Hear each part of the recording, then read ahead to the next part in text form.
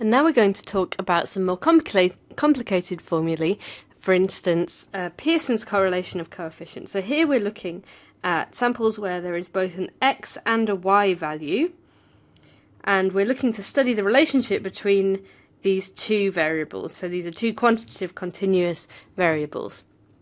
And I'm not really interested in Pearson's correlation coefficient today, but we're just going to use it as an illustration.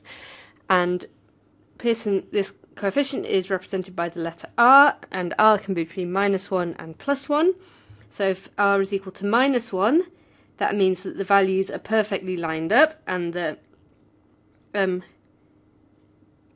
gradient is negative,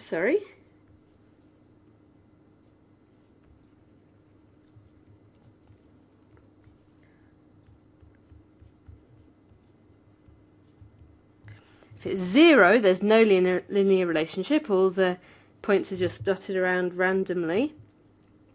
And if it's +1, then the values are all perfectly lined up and there's a positive gradient. So the graph would look something like this. So the +1, that's not referring to the gradient, that's just how well the different values fit around the line of best fit, basically. And the formula, which is not to be memorized, so don't panic, is that r is equal to 1 over n minus 1 times the sum of x minus mean of x over standard deviation of x times y minus mean of y over standard deviation of y. So this is for data sets like this. So we've got an x and a y. So for instance, we've got x equals to 1 and y is 5, x2, y6, x3, y8, x4, y8, something like that. So this is just my pretend data set that we're going to work through. So the first thing, so we know that n is equal to 4. That's the first thing to know.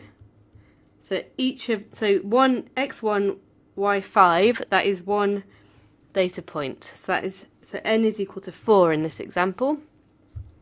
For x, the mean is equal to 2, and the standard deviation is equal to 1.3. And for y, the mean is equal to 6.3, and the standard deviation, so just of these points between themselves, you can work it out for yourself, that's equal to 1.5. And so what I'm going to do is work through the different bits individually and then put them all together into this formula, because this, I don't know, it just take me a lot of paper to write it all out in one go. So first of all, let's work out the sum of x minus mean of x. So that is 1 minus 2, 1 minus 2, plus 2 minus 2, plus 3 minus 2, plus 4 minus 2. So that is 1 plus 0. So it's minus 1 plus 0 plus 1 plus 2. So that's 2. And the same thing for all the x values. So that's the sum of y minus mean of y. So that would be 5 minus 6.3 plus 6 minus 6.3 plus 8 minus 6.3 plus 8 minus 6.3.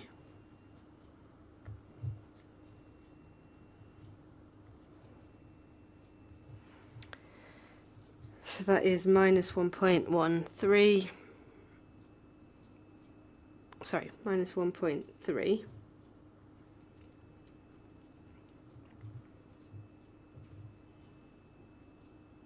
Minus 0.3 plus 1.7 plus 1.7, so that is in fact equal to 1.8.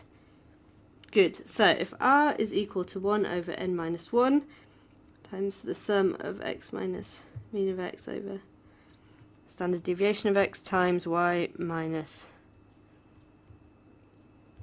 mean of y over standard deviation of y. So you know that n minus 1 is 3 because n equals 4, so we know that r is 1 over 3. times this number 2 over the standard deviation for x, which is 1.3, times 1.8 over the standard deviation for y, which is 1.5, and we just multiply those together, so that's 3.6 over 5.85, or 0.615. So that means that the relationship, there's going to be so all these values are going to form a line pretty well, and that the gradient of that line is going to be positive. So let's see if that works out. Let's try drawing them and seeing if we agree. So let's have the x values go up to 4, and the y values go up to 8. So our first point is x is 1, y is 5. That's here. X is 2, y is 6. That goes here. X is 3, y is 8. X is 4, y is 8. So I agree, those are forming, oops, that's not, a pretty good line. I think you can agree. So that seems to make sense. Yes, that's just an example of a complicated formula and how to tackle it. I'm not interested in the correlation coefficient in itself.